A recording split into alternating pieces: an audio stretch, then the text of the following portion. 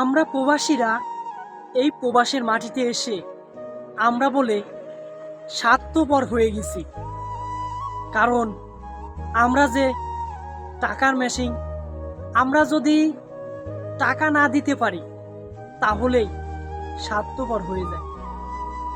কেউ ফোন দিয়ে বলে না, ভাই কেমন আছেন, এই কথাটা কেউ বলে না। সবাই আবদার করে, এটা লাগবে ওটা লাগবে।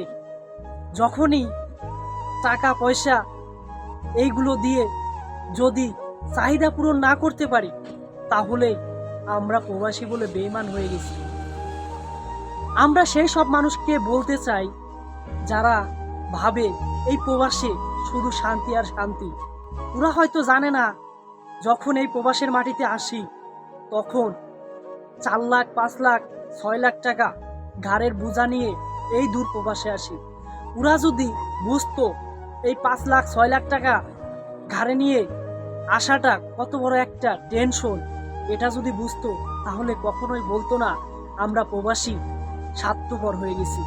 ওরা হয়তো জানে না এই প্রবাসের মাটিতে কত যুদ্ধ করে টাকা ইনকাম করতে হয়। এই প্রবাসের মাটিতে যত টাকা ইনকাম করি এই টাকা প্রথমত আগে ঋণ শোধ দিতে হয়।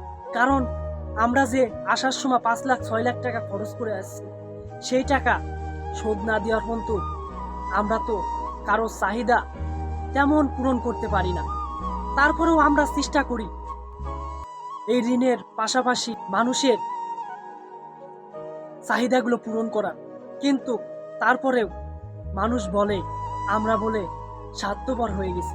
এই সব কথাগুলো নিজের আপন মানুষগুলোই বলে।